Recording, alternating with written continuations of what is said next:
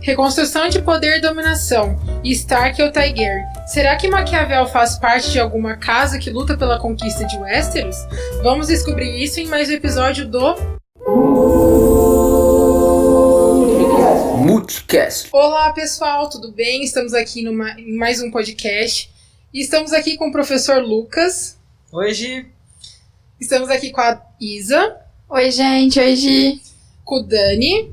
Fala, galera. Tudo bem com vocês? E com a Jasmine. Olá, pessoal. Voltamos. Bom, se vocês acompanharam o nosso episódio anterior, a gente falava sobre o príncipe de Maquiavel. E hoje, nesse episódio super interessante, a gente vai falar como que o príncipe, né, do livro de Maquiavel, ele se relaciona com a série Game of Thrones. Então, prestem atenção porque vocês vão adorar. Bom, gente, a série GOT, ela foi lançada em 2011 no canal de TV da HBO. E ela tem 8 temporadas, sendo que só a sua última temporada, né, a 8ª, foi lançada em 2019.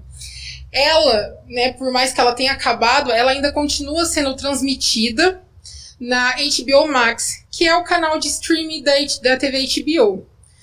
É uma série inspirada na sequência As Crônicas de Gelo e Fogo, do autor George R.R. Martin, e seus criadores, né, quem elaborou a série de TV, são David Benioff e D.B. Weiss. Quando a gente pensa em GOT, vem na nossa cabeça o Jon Snow, e quem representou ele na série foi Kit Harington. E também quando a gente fala em GOT, a gente não pode esquecer da nossa Daenerys, a rainha dos dragões. Então, quem fez ela, né, quem foi a atriz que fez seu papel, é Emilia Clarke. E também a gente não pode esquecer da Cersei Lannister, que foi interpretada pela Helena Hedway. Agora, a Jasmine vai explicar pra gente um pouco do elenco, né, um pouco do enredo da história, aonde ela passa, né, qual que é o tema da série. Vou fazer uma sinopse bem rapidinha pra vocês. A série ela é situada nos continentes fictícios de Westeros e Essos. E ela se centra aí, né, na conquista e na manutenção, né, do Trono de Ferro e dos 7 reinos. E segue um enredo de alianças e conflitos entre as famílias nobres dinásticas, competindo para reivindicar o trono ou lutando por sua independência. E aí vão surgir esses famosos personagens que a Gi narrou um pouquinho aí pra gente. Além de vários outros personagens. A série é recheada de personagens e tem uma representação pra tudo, que nós vamos trazer alguns deles aqui para ilustrar algumas passagens do livro do Príncipe. É um grande spoiler, né? Porque, assim, spoiler não, é uma complementação de um podcast no outro, porque muita coisa que a gente viu falando sobre o tema do príncipe, a gente vê aqui com o nosso professor Lucas, que vai fazer esse link interessante aí para nós. Bom, a gente vai ver vários momentos, a série ela é recheada de tramas, de maquinações, golpes, guerras, batalhas, principados, tudo isso pela conquista do Trono de Ferro, né, que é um objeto icônico da série. Todos os pôsteres de divulgação da série tem o tal do Trono de Ferro, né, e isso é muito interessante durante todo o caminhar da série. O professor casa certinho com o livro, porque todos os capítulos eles trazem uma premissa. Aí depois o príncipe, né, Maquiavel traz vários exemplos que ocorreram à época dele e no final ele conclui. Então a gente poderia fazer como se fosse uma atualização desses exemplos. Claro que hoje nós temos pouquíssimas aí monarquias, então nós trazemos isso para a realidade das séries, que para ficar mais ilustrativo, para todo mundo conseguir entender esses exemplos que o Maquiavel deu àquela época, e hoje damos aqui humildemente como a série que todos assistimos, né? Ou deveríamos ter assistido. E a série ela é bem interessante porque justamente ela tem essa pegada de ter um aspecto épico ali, com os elementos dos dragões, e vai fazendo a sua dinâmica com as famílias, que são as casas, e cada casa tem a sua característica muito interessante, que tem a sua própria cultura, o seu domínio, e são muitas casas, são inúmeras casas, às vezes casas que não têm tanta visibilidade, mas que de alguma forma aparecem ali para ajudar na trama principal ou não. E nós temos algumas casas que são as casas mais icônicas, que são as casas Lannister, a casa Targaryen, a casa Stark, a casa Baratheon, a casa Tyrell, Martell, os Tully. São casas que vão aparecendo ali ao longo da série e que de uma forma ou outra acabam influindo na trama principal, na rede principal, que é a disputa pelo Trono de Ferro. Poderia ter ajudado se eles tivessem o manual do absolutismo, né? Seria muito útil pra eles aí na conquista do trono. Quem sabe tivesse o príncipe ali pra poder fazer a leitura, né? O príncipe de Westeros. O príncipe de Westeros. Bom, pessoal, é justamente sobre isso, porque o livro, O Príncipe, ele mostra muito uma dinâmica de estratégia, né? Então, como se manter no poder, como conquistar o poder. E a gente vê muito na série que, durante todo momento, é justamente a busca pelo poder total, né? Pela concentração dos 7 reinos em suas mãos. E tem uma coisa muito interessante também na série, que eu gosto sempre, esse exemplo pra mim é muito interessante, daquele personagem, o Lord Varys, né, que é o mestre dos sussurros ali, né, que tem toda a sua teia de comunicação e informação pelo reino, e tem um exemplo que ele dá. Os melhores diálogos da série pra mim são do Lord Varys com o Tyrion. Já coloco aqui e me julguem, mas quando ele vai conversar ali com o Tyrion Lannister, personagem do Peter Dinklage, ele vai colocar um exemplo ali muito interessante. Ele vai colocar assim, olha, imagine que numa sala tem 3 pessoas. Uma pessoa é o rei, a outra é um pároco, um padre, um líder religioso, a outra é um homem muito rico. E aí de repente tem uma 4ª pessoa que é o mercenário, e cada uma dessas pessoas dá ordem para o mercenário matar as outras 2. Então ali, por exemplo, o rei vai falar para o mercenário, mata os outros 2, né? E aí o padre vai falar, mata o rei e o homem rico, e etc. Então, cada um dá uma ordem para o mercenário. E aí o Lord Varys pergunta, quem você acha que sobrevive na sala? Quem fica vivo? Né? E aí o Tyrion, em toda a sua vivência, toda a sua experiência, fala, claro que é o mercenário, ele mata todo mundo. Aí o Lord Varys pergunta, fala, não, é interessante esse seu raciocínio, mas se o mercenário matar todo mundo, isso significa que o reino implodiria. E por que o reino se mantém até hoje? Por que a gente ainda precisa manter um Estado, precisa manter um governo, precisa manter um principado, precisa que o sistema continue? Né? Então não faz o menor sentido. Aí ele pergunta, mas então quem que sobreviveu? Ele fala, na verdade, o poder está onde você acha que ele está. E ali é uma análise figurativa que ele faz a partir da religião, o aspecto cultural ali, que o próprio príncipe vai colocar, o aspecto da legitimidade e o aspecto econômico. Então aqui a gente tem as 3 alicerces do príncipe que são exemplificados nesse momento aí. Em contrapartida aí a sua referência, né, eu também, mas me chamou a atenção uma outra passagem da série, que é quando tá a Cersei e o Littlefinger. E o Littlefinger fala pra ela assim que poder é saber tudo sobre todo mundo, e você controla as pessoas através da sabedoria.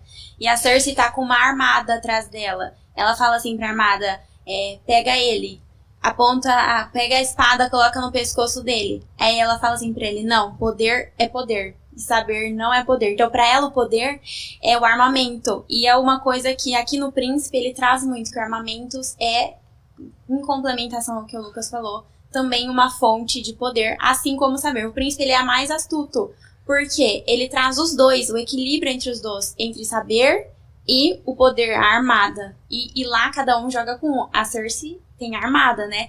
E outros personagens aí tem a sabedoria. É difícil quando une os dois, né? A gente não vê muito assim. Exatamente. Tanto que quando a gente naquela cena em que existe um personagem aqui, ó, alerta de spoiler, você vai tomar spoiler em todos os momentos desse episódio, então se você não assistiu a série, você sabe que você vai tomar spoiler aqui. Mas naquele momento em que o Joffrey morre e que o personagem o Tywin Lannister, que é o líder da casa Lannister ali, começa a conversar com o Tommen, porque ele já começa a preparar o novo rei que vai assumir. Sim. E aí ele começa a fazer perguntas, né? Vai falar, o que é um rei, né? Um rei um bom rei para você, né? O que significa ser um bom rei? Aí ele começa, é um rei forte? Ele fala, bom, o rei Baratheon foi um rei forte. E ele morreu caçando. Ele fala, não, mas então é um rei... Aí ele começa a dar vários exemplos. Fala, o rei tal. Fala, não, o rei também é interessante, mas ele morreu assim. Né? E aí ele fala, bom, então um rei sábio. Aí ele fala, bom, um rei sábio, aí esse rei se mantém. Aproveitando para fazer uma contextualização com o que o Lucas e com a Mini falaram, a gente tem ali, pelo menos para mim, eu vejo no Lord Stark alguém muito sábio. Todas as jogadas dele, principalmente no livro, são muito bem explicadas. Tanto é que ele não queria ser a mão do rei, porque para ele não era interessante pro próprio reinado dele, né? Ali pras terras dele. E eu acho que ele é um personagem, assim, que a gente pode se espelhar muito em questão de sabedoria. Já a Cersei, como a Mini falou, ela já é mais impulsiva, ela é mais... ela gosta do poder força. E nesse caso, a gente percebe que não deu muito certo pra ela, né? Porque ela acabou perdendo ali o fio da meada e isso levou ela a perder o poder. E é justamente isso que Maquiavel fala. Inclusive, quem não viu o episódio anterior vai ver, porque a Mini, ela citou uma passagem espetacular que casa muito com o que a gente tá falando agora. E pra finalizar aqui minha contribuição para esse momento, né? Eu gostaria muito de falar com vocês sobre legitimidade, que é uma das âncoras que o príncipe coloca e que a gente tem o tempo inteiro em GOT, né, em Game of Thrones. Tanto é que no último momento nós temos lá duas pessoas que se diziam legítimas, né, no último episódio. Uma porque é a mãe dos dragões e outro por conta ali de ter uma linhagem mesmo. E a gente tem justamente esse enredo e uma luta entre os dois que são legítimos pelo poder, e eu acho que condiz muito com o que a gente acabou falando no último episódio. Esse negócio da legitimidade é um dos primeiros capítulos aí do príncipe que ele casa com a hereditariedade. E se a gente parar pra pensar, Game of Thrones, na verdade, começou a acontecer as guerras realmente depois que é que não narra antes, né? Vai ter aí o anterior, mas ainda não sabemos toda a história. Mas as guerras e pelo poder começam depois que os Targaryen são destituídos do poder. Porque eles passam uma grande linhagem aí no poder, passando um pro outro, um Targaryen pro outro, pela hereditariedade. Aí o rei Robert, né, Baratheon, ele assume o poder, só que ele não sabe resguardar o poder. Ele era um ótimo lutador, ele conseguia conquistar, ele era um conquistador, só que ele não sabia se manter no poder. Então toda essa instabilidade gerou 8 temporadas de Game of Thrones. Então, pra mim, eu entendi que essa falta de hereditariedade, até depois dos filhos dele, quando eles morreram, que eles não eram legítimos, todo mundo sabia que eles não eram rei, eles não eram do sangue do rei. Então, isso aí foi causando mais instabilidade no poder. E por isso que também o príncipe, como a gente falou no episódio anterior, uma das principais bases para se manter no poder é extinguir a linhagem do antigo príncipe. Então isso é primordial. Toda vez que alguém entra no poder, eles decapitavam todos aqueles que estavam no poder anteriormente. Ou tentavam, né? Porque algumas vezes na série a gente vê que não dá certo. E acho que uma coisa que faz muito sentido a gente falar aqui é a gente enxerga, principalmente nesse viés, nesse óculos que a gente coloca de Maquiavel do príncipe, olhando para Game of Thrones, os vários aspectos de poder que a gente vê na série. Porque, por exemplo, se a gente pega o Stark, eles têm uma característica muito forte de sabedoria, né? De justiça, de saber colocar e agir conforme as situações, sem excesso, num modo de equilíbrio. Por outro lado, lá no início da série, quando a gente tem o rei Robert Baratheon, a gente vê que ele tem uma grande característica de força. E tudo isso é poder. Só que poder em seus diversos aspectos.